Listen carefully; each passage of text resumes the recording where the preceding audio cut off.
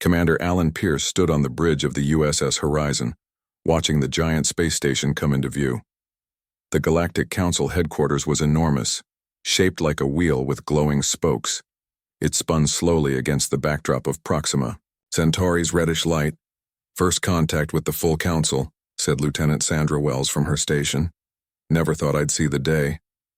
Alan nodded. After 50 years of occasional meetings with individual alien species, humanity had finally received an invitation to join the Galactic Council. This was supposed to be a proud moment for Earth. "Nervous, Commander?" asked Dr. Olivia Martinez, as she joined him at the viewport. Her dark eyes studied the approaching station. "Just cautious," Alan replied. 20 years in space has taught me that new friends aren't always friendly." Olivia smiled. "That's why they brought me along. If anyone can understand what these aliens are really saying, it's me." As Earth's leading xenolinguist, Olivia had mastered 12 alien languages.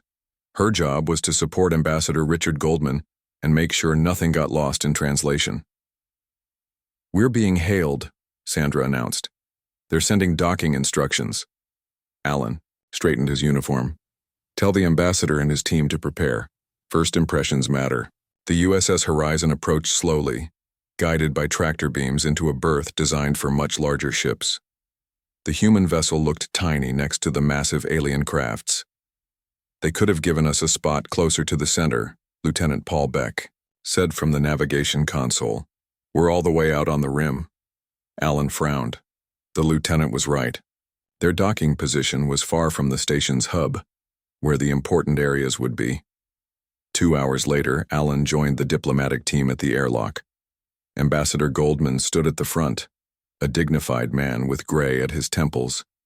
He carried a small case containing Earth's formal request for council membership. "Remember," Goldman told the group, "we represent all of humanity today. Stay calm, stay respectful, no matter what we encounter." The airlock doors slid open, revealing their greeting party. Alan's eyes widened slightly. 5 different alien species stood before them, each stranger than the last. A tall, thin being with 4 arms and silvery skin stepped forward. "Welcome, Earth delegation," it said through a translation device. "I am Assistant Liaison Krivax. Follow me to your quarters before the introductory session." Alan noticed something immediately. The translator's tone sounded like someone talking to a child. He glanced at Olivia, who gave a tiny nod. She had caught it too. Their quarters were small and plain, with uncomfortable furniture designed for different body shapes. The rooms were located in the station's outer ring, far from the council chambers. "The meeting begins in 2 station cycles," Krivax told them. "Your translator devices have been programmed with council standard. Do not wander beyond the marked areas." After the alien left, Goldman turned to the group. "Well, not exactly. A warm welcome. Did anyone else notice they're treating us like children?" Paul asked. Olivia was already examining the translator device they'd been given. "This technology is odd. It seems to be simplifying our speech when it translates." Alan walked to the small viewport in their quarters. From here they could see dozens of ships coming and going. "We knew we'd be the new kids. Let's just focus on making a good impression at the meeting." The introduction ceremony was held in a vast chamber. Hundreds of alien representatives sat in tiered seating with the most important council members on a raised platform. The humans were directed to stand in a small area at the bottom center, like specimens on display. A large being with tentacles and glowing spots addressed the chamber. "Council members, we welcome the delegation from Earth, a newly spacefaring species seeking observational status." Goldman stepped forward, ready to deliver his carefully prepared speech. The translator device hung at his throat. "Respected Council, members," he began. "Earth is honored to stand among the stars with you. Our people bring thousands of years of culture, science, and art to share with the galactic community." Alan watched the aliens closely. Several were whispering to each other. Others made strange gestures that might have been laughter. Something wasn't right. As Goldman continued his dignified speech, Olivia edged closer to Alan. "Something's wrong," With the translation, she whispered. I can read some of the display screens from here. Our words are being oversimplified. Alan looked around the chamber again. Now he noticed the subtle reactions, the equivalent of eye-rolling and smirks among the alien delegates. When Goldman finished, the lead council member spoke. We welcome Earth's enthusiasm. You will be granted observational status, as befits your development level. You may observe council proceedings but may not participate in votes or access restricted databases. Goldman's face remained diplomatic, but Alan could see his disappointment. This was the lowest possible status, barely better than not being recognized at all. As they were escorted back to their quarters, Alan pulled Olivia aside. What happened in there? I think our translation devices are programmed to make us sound primitive, she said quietly. Goldman's elegant speech probably came across as childish to them. And I noticed something else. Some species seem to be communicating in ways our translators aren't even picking up. Alan frowned. Deliberate mistranslation? That would explain the reactions. I need time with our own equipment, Olivia said. Something bigger is happening here. Back in their quarters, the Earth delegation gathered for a meeting. They're treating us like primitives, Paul said angrily. Did you see where they put us in the chamber? Like animals in a zoo? Ambassador Goldman raised his hand for quiet. We knew gaining respect wouldn't be easy, but I agree something feels wrong about how our words are being translated. Olivia connected her personal devices to the station's information network. I need to analyze the translation system. If they're deliberately making us sound simple-minded, we need to know. A soft chime interrupted them. The door slid open, revealing a squid-like alien with gentle blue skin. Greetings, humans, it said through its own translator. I am Counselor Zex Thule of the Cephalid Empire.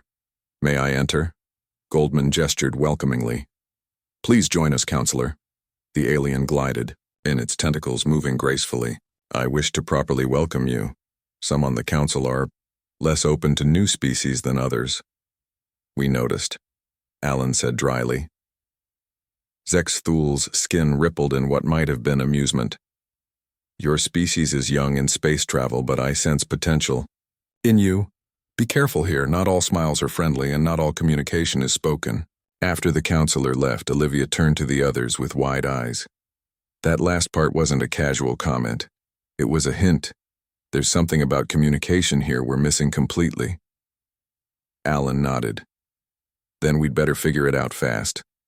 I have a feeling our status as observers could become dangerous if we don't understand what's really being said in that council chamber.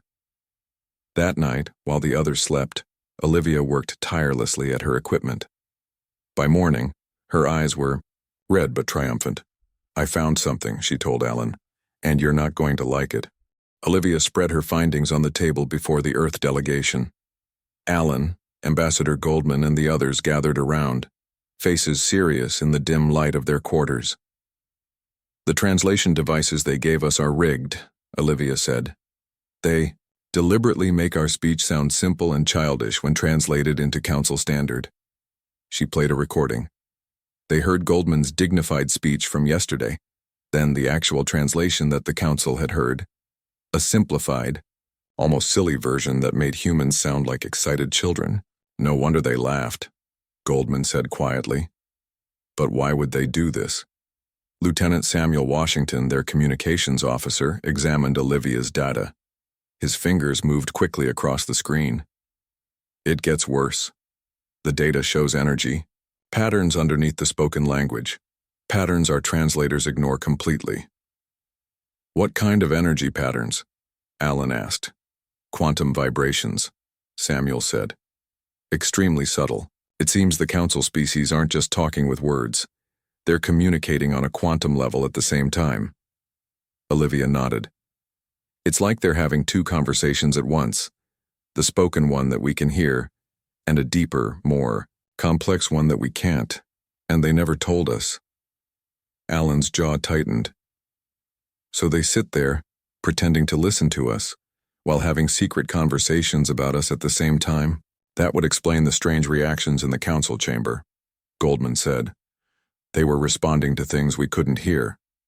They all fell silent, considering the implications. Earth had been invited to join the council, but set up to fail. From the start, "We need to know what they're saying in that hidden language," Alan finally said. "Can we modify our equipment to detect it properly?" Samuel looked thoughtful. "Maybe, but we'll need help." "Counselor Zex Thule," Olivia suggested. "He tried to warn us he might help again." The next day they attended their first official council meeting as observers. The huge chamber buzzed with activity. Hundreds of species discussed trade routes, border disputes, and scientific expeditions. The Earth delegation sat in their assigned area at the edge of the room, far from the important discussions. Alan watched the proceedings carefully. Now that he knew what to look for, he noticed subtle signs. The way some aliens seemed to respond to things that weren't said aloud. How certain species' skin would glow faintly during key moments. "They're doing it right now," he whispered, to Olivia. "The quantum communication," she nodded slightly. "The spoken debate is just for show. The real decisions are happening on the quantum level." After the session, they managed to find Counselor Zex Thule alone in a quiet corridor. "Counselor," Goldman said, "we need to speak with you privately." The squid-like alien skin rippled with blue patterns. "I suspected you would figure it out quickly. Humans have always been adaptable." In a private meeting room, they shared their discovery about the quantum communication. Why wasn't Earth told about this second language? Goldman asked directly, Zex Thule's. Tentacles moved slowly. The dominant council species believe that races who haven't naturally evolved quantum sensitivity don't deserve to participate fully. They see you as limited.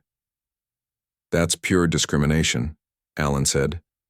"Yes," Zex Thule agreed simply. "My species also had to develop technology to perceive the quantum vibrations. We weren't born with the ability. That's why I sympathize with your situation." "Can you help us?" Olivia asked. The alien hesitated. "Helping you could put my position at risk. But..." One tentacle reached out, placing a small device on the table. "This contains basic patterns of quantum speech. Study it carefully." Back in their quarters, Samuel and Olivia worked day and night on the data. They modified their equipment, tested theories, and gradually began to unravel the hidden language. Meanwhile, Alan and Goldman attended more council meetings. Each day they understood a little more about how they were being excluded. "They're discussing the Orion sector today," Goldman told the team after one session. "Earth's solar system falls within that region." "Could you understand any of the quantum speech?" Olivia asked. "Just fragments. But I heard the words, resource world, connected to Earth several times." Samuel looked up from his work. "That doesn't sound good." "No, it doesn't," Alan agreed. "We need to speed up our research." On the 5th day, Olivia made a breakthrough. She burst into Alan's quarters, her eyes bright with excitement despite her exhaustion. "We did it. We can now detect and record the full quantum speech patterns." She played a recording from that day's council meeting. They heard the normal spoken discussion about mining rights, but underneath it was a second conversation. Subtle vibrations that their modified equipment now translated into words. "The humans suspect nothing," said a voice they recognized, as Counselor Vrax, the council leader. "Once we classify Earth as a resource world, their objections will be meaningless. Their planet has valuable heavy metals and biological diversity," another voice added. "Perfect for harvesting." Alan's face darkened with anger. "They invited us here as a formality. They never intended to accept us as equals." "They're planning to strip our planet," Goldman said quietly. "And we have no voice to stop them." "We do now," Samuel said, holding up a small device. "I've been working on this while Olivia decoded their language. It's a quantum speech generator." Olivia examined it with wide eyes. "You mean we could actually speak to them on the quantum level?" "Theoretically," Samuel said. "It needs testing, but yes." Alan looked at the tiny device that might save their planet. "How long until it's ready?" 2 days, maybe 3. "Make it 2, Alan said. "I have a feeling we're running out of time." The next day, the council announced a special session to discuss classification of developing worlds. Earth was specifically mentioned. Goldman received the notification with a grim expression. This is it. They're going to vote on Earth status. The vote is scheduled for tomorrow, Alan noted. Will the device be ready in time? Samuel hasn't slept in 36 hours, Olivia said, but he says it will be ready. That night, they gathered in their quarters for final preparations. The quantum speech generator sat on the table between them, looking deceptively simple. Once we reveal that we can speak and understand their hidden language, there's no going back, Goldman warned. We need to be certain about this. They plan to strip our planet of resources, Alan said firmly. I'd say we're out of options. Olivia nodded. The device is programmed with everything we've learned. It should generate perfect quantum speech patterns. What about our escape plan if this goes wrong? Samuel asked. Alan looked out at the USS Horizon, docked at the far edge of the station. The ship is ready. If things go badly, we make a run for it and warn Earth. Goldman picked up the small device, weighing it in his palm. Tomorrow we either gain a voice in the council, or we become the enemies of the most powerful alliance in the galaxy. Either way, Olivia said quietly, tomorrow, they'll stop laughing at humans. Morning arrived with a tense silence. The Earth delegation prepared for the most important meeting of their lives. Ambassador Goldman tucked the quantum speech generator into his pocket. It was smaller than his palm, but represented humanity's only chance. Remember the plan, Alan said as they walked toward the council chamber. We listen first. We need to hear exactly what they intend for Earth before we reveal our card. Olivia adjusted her earpiece. Our modified translators will catch everything, now in both spoken words and quantum speech. The main council chamber was packed. Hundreds of alien species filled the tiered seating. The Earth delegation took their observer position at the edge of the room. Alan noticed more security guards than usual, tall beings with body armor and energy weapons. The session began with Counselor Varax addressing the gathering. The thin, gray alien stood at the center platform, his voice echoing through the chamber. Today, we address the classification of developing worlds in the Orion sector, Varax announced, particularly the planet designated Earth. As he spoke, Alan's translator picked up the quantum undertones. The resource surveys are complete. The human world has exceptional mineral deposits and unique biological material. Alan's jaw tightened, but he kept his face calm. Goldman placed a steadying hand on his arm. A hologram of Earth appeared above the center of the chamber. Different areas lit up as Varax continued. Earth has achieved basic space travel, but remains primitive in many ways, Varax said aloud. In quantum speech, he added, their defenses are minimal. Harvesting operations can begin within one cycle once classification is approved. Different council members spoke, appearing to debate Earth's status. On the surface, some seemed to argue for giving humans more time to develop. But in the quantum conversation, they merely discussed the most efficient ways to extract Earth's resources. The humans are unpredictable and emotional, one council member said aloud. In quantum speech, we should consider removing most of the population to labor colonies. They could be useful workers in the outer systems. Olivia paled as she heard this. Her hands trembled slightly as she tapped notes into her device. Counselor Zex Thule spoke next. Perhaps we should consider full membership for Earth. They have shown remarkable progress for their development stage. Alan noticed that Zexathule's quantum speech matched his spoken words. He truly was advocating for humans. Varax dismissed this immediately. The humans are nowhere near ready for full membership. They can barely communicate in one dimension, let alone master quantum speech. Laughter rippled through the chamber at this, both audible and in quantum vibrations. Goldman looked at Alan. They're about to vote. It's time. Alan nodded. Goldman stood and raised his hand. Council, if I may address the gathering before the vote. Varax seemed annoyed but gestured permission.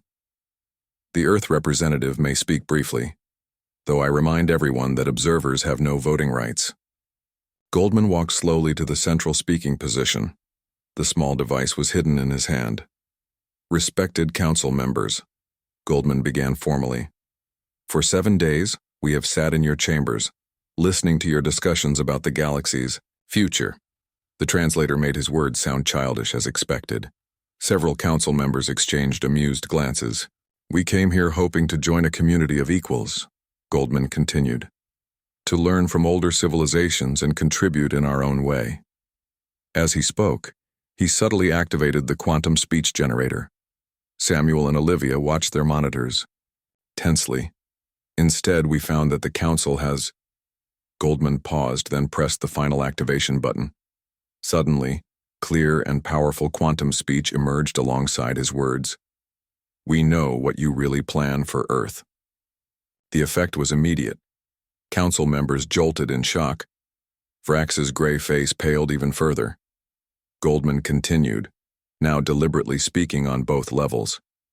You invited us here as a formality while planning to classify our world for resource extraction. The quantum speech carried his true message. We have decoded your hidden language. We have recorded all your secret discussions about harvesting our planet and enslaving our people. Chaos erupted in the chamber. Some council members stood in alarm. Security guards moved closer to the central platform. Vrax raised his hands for quiet. When he spoke, his voice was sharp. How is this possible? Humans cannot generate quantum speech. Goldman smiled slightly.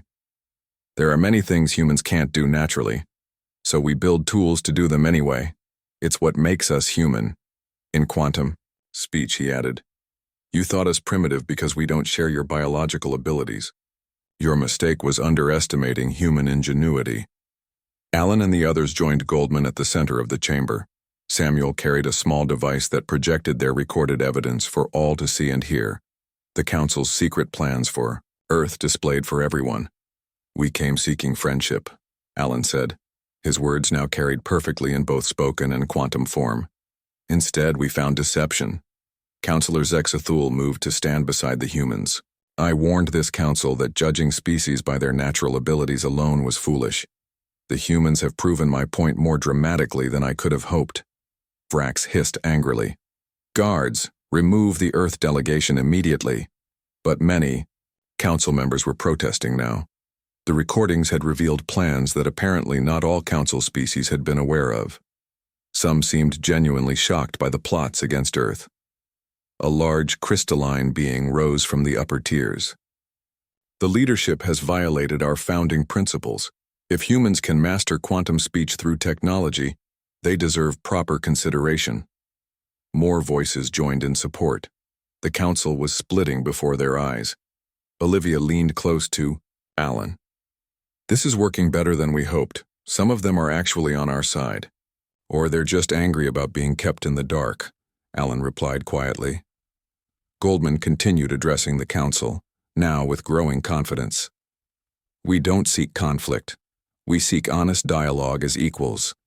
In an impressive display, he increased the complexity of his quantum speech, using patterns they had only recently discovered. Earth requests full membership consideration based on our demonstrated abilities, not our biological limitations. Vrax and his allies huddled together, clearly thrown off balance by this unexpected turn. A new voice cut through the chaos. The Earth fleet has just exited jump space at the edge of this system. All eyes turned to the main view screen. A dozen Earth ships had appeared, led by the massive UES Defender. The ships took up position at a respectful but strategic distance. Perfect timing, Samuel whispered with a grin. Admiral Garcia got our message. Ambassador Goldman spoke one final time, his words resonating in both forms of communication. Earth comes in peace, but we will not be classified as a resource world. Today you will vote on accepting Earth as a provisional member with full protections, or we will withdraw completely from the Galactic Council and seek our own path among the stars. The chamber fell silent as the council faced a choice none of them had anticipated making. Alan looked around at the shocked alien faces and allowed himself a small smile. The humans who had been laughed at now commanded the full attention of the Galactic Council. Counselor Vrax stared at the display showing Earth's fleet, his thin fingers gripping the edge of his podium. For the first time, he seemed truly rattled. "This is an act of aggression," he declared, both in spoken and quantum speech. "The humans bring warships to a peaceful council meeting." Alan stepped forward. "Those ships are here for protection, not aggression. We came seeking friendship but discovered plans to harvest our world. What would your species do?" The council chamber buzzed with argument. Many members were upset, but Alan noticed it wasn't all directed at humans. Several council species seemed angry with Vrax in his inner circle. An elder member of a crystalline species rose from her seat. Her body sparkled as she spoke. "I call for an emergency executive session. The full council must discuss these revelations privately." Goldman nodded at Alan. This was actually good news. It meant at least some council members were taking Earth's position seriously. "The Earth delegation will withdraw while the council deliberates," Vrax announced. As they left the chamber, security escorts surrounded them. Alan wasn't sure if they were being protected or guarded. "Did you see their faces when you started speaking in quantum?" Samuel asked Goldman quietly as they walked. "I thought that gray one might faint." "Keep your voice down," Olivia warned. "Just because we can understand them now doesn't mean they can't still understand us." Back in their quarters, the team gathered around a communication screen. Admiral Kendra Garcia's face appeared, stern and focused. "Ambassador, Commander. Good to see you're still in one piece," she said. "The fleet is holding position just outside their defense grid." "Perfect timing, Admiral," Goldman replied. "How did you know to arrive exactly when you did?" "We've been monitoring the situation since you left Earth," Garcia explained. "When Lieutenant Washington sent that coded burst transmission about their plans for Earth, we jumped immediately." Alan leaned into the screen's view. "The Council is in emergency session now. We've shown them we can speak their secret language and that we know their plans." It shook them badly. "My orders are to bring you home safely if things go wrong," Garcia said. "Just say the word." "Not yet," Goldman answered. "I think we've actually gained some support among council members. Many didn't know what Vrax was planning." "We'll stand by." Garcia nodded. Garcia out. Hours passed.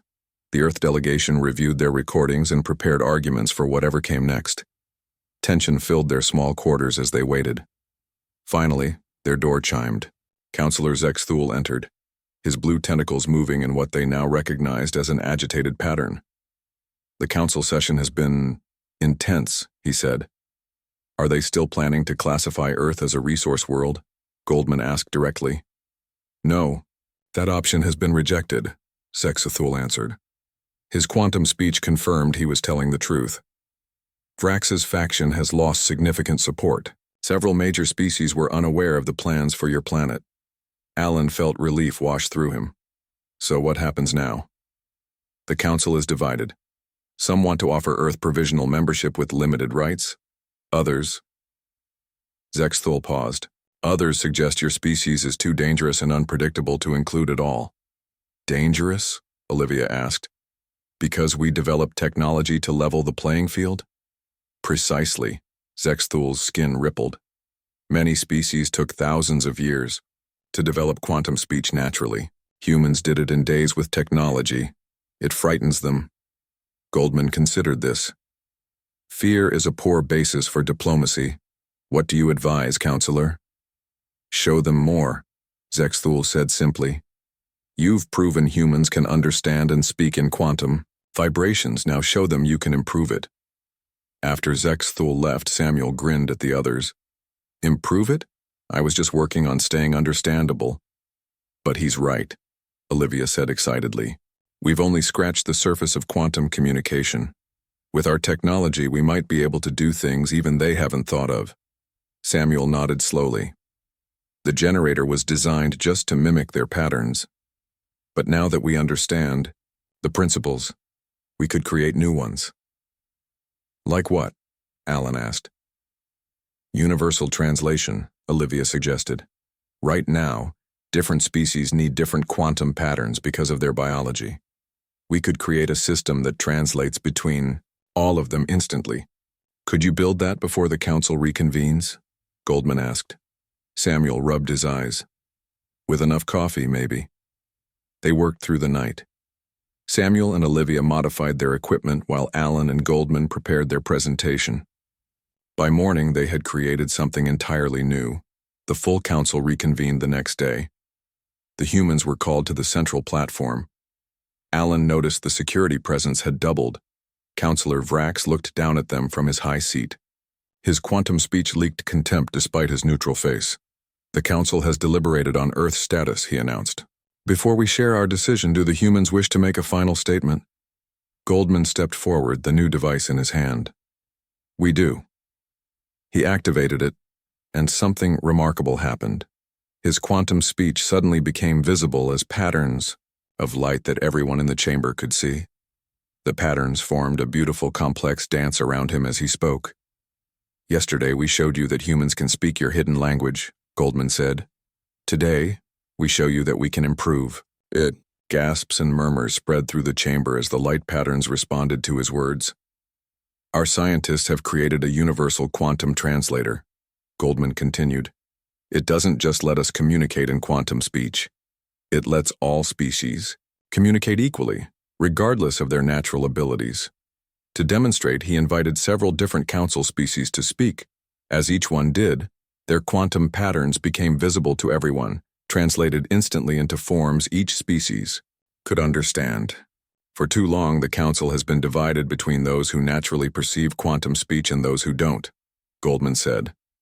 Earth offers this technology freely to all council members. No more secrets, no more hidden conversations.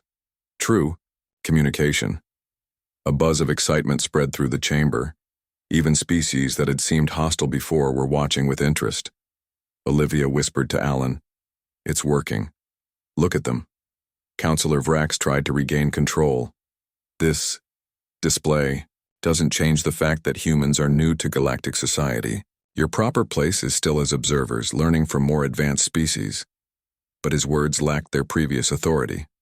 Other council members were already gathering around humans, asking questions about the new technology. An elder from a gaseous species floated forward. I propose we reconsider Earth's application. Any species that can advance communication this dramatically deserves a voice in our council. More voices joined in agreement. The mood in the chamber had shifted dramatically. Vrax looked around, realizing he was losing control. His face darkened as he spoke one final time. Very well. The council will vote tomorrow on Earth's new status. This session is adjourned. As they left the chamber, Alan walked beside Goldman. Do you think we've done enough? Goldman smiled slightly. A day ago they were planning to strip mine our planet. Today they're fighting to try our technology. I'd call that progress. And if they vote against us tomorrow? Olivia asked. Then we go home, Alan said firmly, and prepare Earth to make its own way in the galaxy. That night, as the Earth delegation rested before the final vote, a message arrived from Admiral Garcia. Whatever happens tomorrow, Earth stands with you. You've made us proud. The final day arrived with a sense of nervous energy.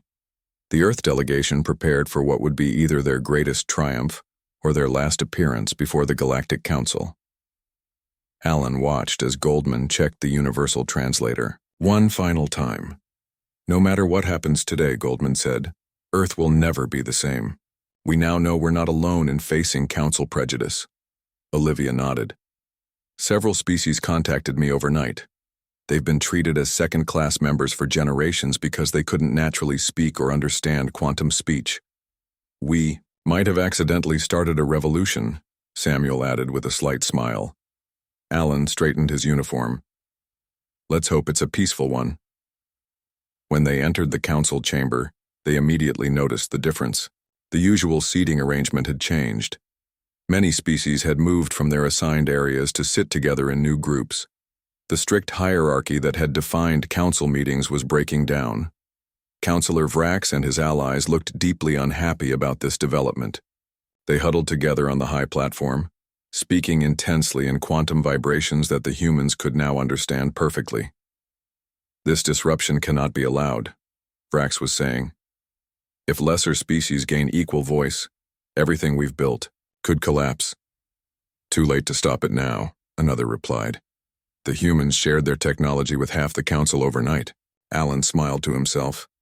They hadn't actually shared the technology yet, just demonstrated it. But the fear that they might was working in their favor. All rise for the council vote, announced a tall, bird-like being.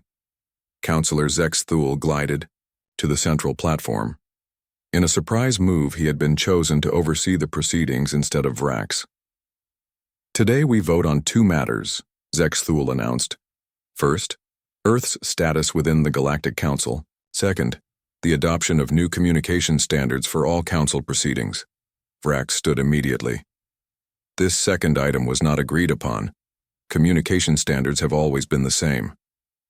Times change, Zex Thule replied calmly. As do councils.